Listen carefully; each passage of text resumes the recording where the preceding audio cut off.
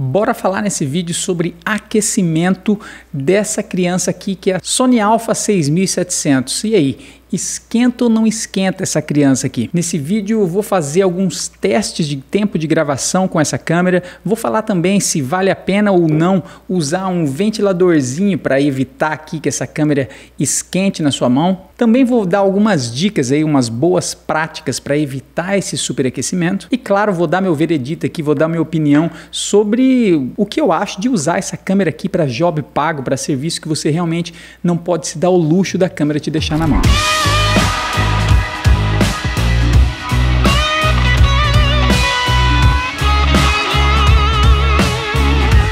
E aí, my friend, tudo jóia? Que bom que você está aqui no canal. Seguinte, eu gosto muito de pensar em contexto quando eu estou avaliando algum equipamento. E a primeira coisa que a gente tem que pensar é o seguinte, essa câmera aqui ela foi lançada, cara, depois da FX30. A FX30 é uma câmera dedicada para vídeo, uma câmera com características que valorizam o uso em vídeo, apesar de usar o mesmo sensor que é a 6700, ter praticamente ali o mesmo menu, o mesmo funcionamento, foco automático muito semelhante, mas com algumas diferenças muito importantes, principalmente pelo fato de que a FX30 tem 2 slots para cartão de memória, enquanto a 6700 tem apenas um slot e principalmente, que é o assunto desse vídeo aqui, a FX30 tem um sistema ativo de resfriamento da câmera, uma ventoinha, né? Da mesma forma que essa câmera que eu estou usando agora, que é a Lumix S5 Mark II, que também tem uma ventoinha ali jogando o ar quente todo para fora. E claro, uma outra diferença bem relevante também é o fato de que a 6700 é mais ou menos aí uns $400 mais barata do que a FX30. Para mim o que fica claro é que a Sony disse o seguinte: se você precisa de uns specs mais robustos para vídeo, você precisa pegar a Sony FX30. Agora, se você precisa de uma câmera híbrida boa, ou seja, que também tenha uma boa capacidade de foto e com uma proposta de ter um corpo bem compacto, então tá aqui a 6700 para entregar essa nova proposta. No final do vídeo eu vou falar um pouco mais sobre a minha opinião entre esses dois modelos, mas eu achei importante deixar claro já aqui nessa discussão que existem dois modelos diferentes com duas propostas diferentes. Então não adianta a gente esperar que uma faça tudo que a outra faz e vice-versa. São dois modelos, duas propostas. Vamos falar um pouquinho sobre os testes que eu fiz aqui de aquecimento. Cara, a primeira coisa, 4K 120 frames, sinceramente eu nem testei. Na verdade, eu fiz um testezinho ali, vi que esquenta muito rápido, mas eu nem cheguei a medir depois ou ver o tempo que durou. Na real, realmente não vejo sentido em querer gravar take longo em 4K 120 frames. Eu nunca usaria isso. Se por acaso o seu uso for tão específico que você precisa gravar 4K 120 frames durante 1 hora seguida, então sinto muito, essa câmera aqui não vai fazer isso, você tem que partir para um modelo realmente que tenha essa capacidade. E apesar de eu também não gravar 4K 60 frames em um longo período de tempo, eu testei o 4K 60. Em um dia aqui que não tava essa onda de calor aí de 38 graus, mas tava quentinho, tava sei lá, 31 graus, na sombra eu testei ela e o alerta já, aquele alerta amarelinho apareceu em torno de 10 minutos e a câmera desligou em 14 minutos e 19 segundos. Vou ter que ser repetitivo mais uma vez em dizer que eu não gravo 4K 60 em takes tão longos. Geralmente eu faço takes curtos ali que eu já estou pensando no slow motion, mas eu sei que existem sim pessoas que gravam 4K 60 até para exportar o vídeo na versão final em 4K 60, e se esse é o seu caso, a 6700 não é uma câmera para você. Agora, sobre 4K 30, o negócio é interessante. Quando essa câmera foi lançada, cara, eu vi vários reviews, não foi um nem dois não, mas foram vários falando que ela não esquentaria de jeito nenhum em 4K 30 e em 4K 24. Isso pode até ser verdade para quem mora lá no hemisfério norte ou então lá no sul do país durante o inverno, porque aqui também faz calor pra caramba, né, no verão, mas a real é que eu tive um episódio aqui no meu estúdio com o ar-condicionado ligado e que essa câmera ainda esquentou. Eu gravei um vídeo onde eu avaliei os vídeos de drones aqui dos seguidores do canal e tinha colocado a 6700 como câmera B, deixei a S5 Mark II como minha câmera principal e a 6700 como câmera B aqui me filmando de lado. E no meio pra frente do vídeo simplesmente ela desligou, fiquei gravando só com a Lumix e a Sony morreu. E eu fiquei bem surpreso com isso porque os reviews que eu tinha visto falavam que ela não esquentaria em 4K 30. Depois disso eu testei ela aqui no estúdio num diazinho de manhã, não tava com o ar-condicionado ligado, mas também não tava muito calor, mas pelo simples fato de não ter vento vento correndo, ela esquentou e desligou em 42 minutos, gravando em 4K 30 frames. E caras, eu fiquei, confesso assim, surpreso. Para mim, eu tinha garantido que gravando aqui como câmera B eu ia conseguir usar ela tranquilo, mas não é tão simples assim a equação não. Mas e aí, o que a gente pode fazer para evitar esse aquecimento? O primeiro ponto é colocar ela para desligar em uma temperatura mais alta, é aumentar o limite de velocidade dela. Eu já mencionei isso num vídeo que eu fiz sobre as configurações iniciais que eu sugiro para essa câmera aqui e sugiro mais uma vez você assistir esse vídeo, mas eu vou deixar aqui para rodar esse trechinho onde eu falo sobre o nível de temperatura. A gente sempre vai começar essas configurações clicando aqui em menu e aí ele vai abrir toda a configuração da câmera. Você vai descer então aqui até na última opção, nessa maletinha que é o menu Setup, vai entrar clicando aqui para a direita, vai lá para baixo mais uma vez. A hora que você chegar aqui, ó, Power Setting Option, você pode tanto clicar para a direita ou clicar aqui no meio que ele vai entrar no menu e você vai descer até Auto Power Off Temp. Por definição de fábrica, ela vem com a opção Standard. Você vai clicar aqui e deixar na opção High. Ele vai avisar que a temperatura da câmera vai subir para priorizar o tempo de gravação. E aí você realmente confirma.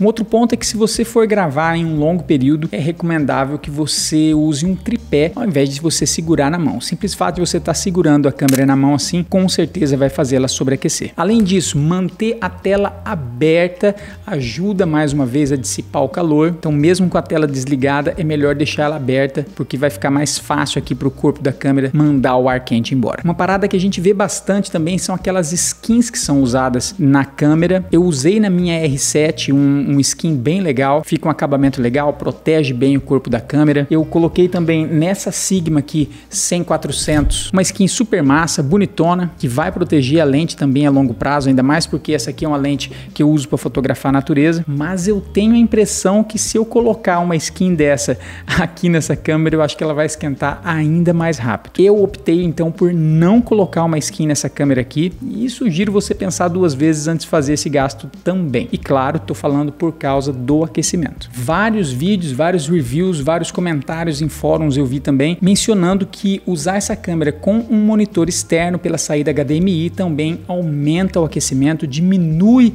o tempo útil que você tem antes da câmera aquecer. Se for o caso, então se você estivesse gravando, faça ali o enquadramento do seu take, mas depois desligue o monitor, porque existe a possibilidade disso diminuir o seu tempo aí antes da câmera aquecer. E uma outra possibilidade que a gente tem agora são essas ventoinhas aqui que a gente adapta nas costas da câmera para poder ter um tempo maior de gravação. Eu comprei essa aqui com meu dinheiro, não foi nem a Ulanzi que me mandou não, mas eu comprei essa ventoinha aqui que serve em várias marcas, serve em Canon, serve em Fuji, serve em Sony. Você pode entrar no link que eu vou deixar aqui na descrição e ver lá os modelos compatíveis. Essa ventoinha aqui custa cerca de $35 no AliExpress, hoje vai dar em torno aí de R$220 agora em novembro de 2023. Tem duas cores disponíveis, tem preto e tem prata, e é uma operação muito simples. Ela tem um botão de liga e desliga, e esse botão também você alterna entre os modos. Tem o modo 0, que é o desligado, o modo 1 e o modo 2, que são duas velocidades diferentes. Nessa porta USB você pode manter ela conectada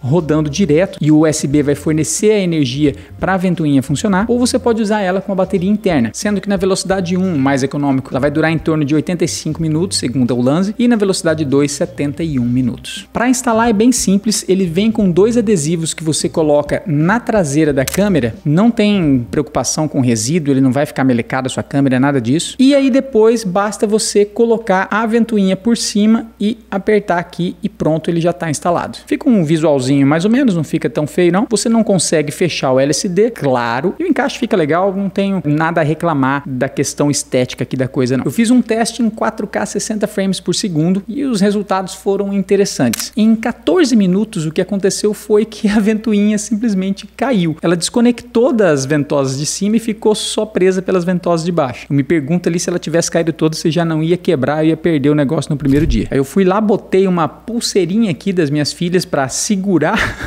o ventiladorzinho e já pensei assim, cara, que marmota, né, cara?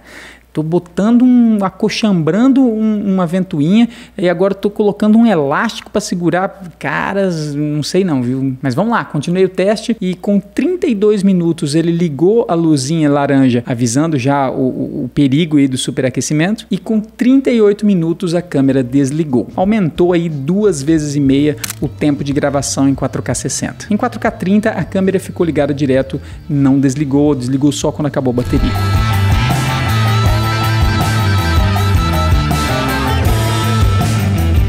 Então vamos lá, turma.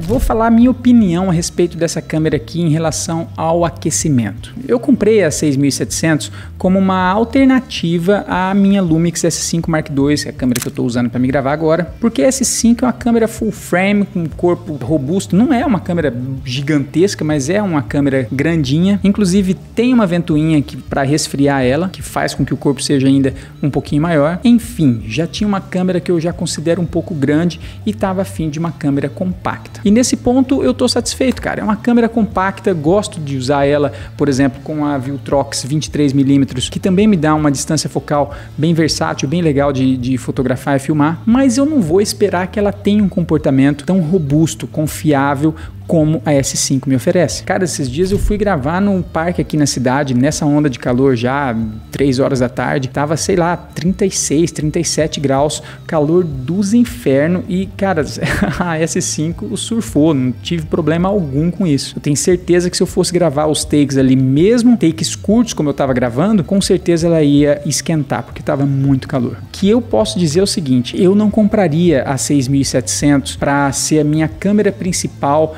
se eu tivesse que fazer job profissional, fazer job pago. Sinceramente, eu acho um pouco arriscado. Até a Canon R7, por exemplo, ela aqueceu comigo uma vez gravando num dia muito quente ao ar livre também. Uma vez eu tive um alerta de temperatura com R7. Agora, correr o risco com uma câmera dessa aqui, de você ficar na mão, caso o seu lance seja realmente de gravar takes contínuos por longos períodos, é claro, né, que fique isso bem claro, acho um pouco perigoso. Então, mais uma vez, se você precisa fazer gravação contínua, eu sugeriria você pegar a FX30 ou FX3 se você tiver ainda nesse universo da Sony. Quanto ao ventiladorzinho, cara, vou te falar assim, não, pega o ventiladorzinho que você tem uma FX30. Manos, não sei, pra mim não é a mesma coisa. Esse lance dele cair ali também, pra mim foi bem desanimador, assim, cara, imaginar que eu vou ter que colocar um ventiladorzinho, que já é um lance meio acochambrado, aí depois vou ter que botar uma fitinha elástica por cima.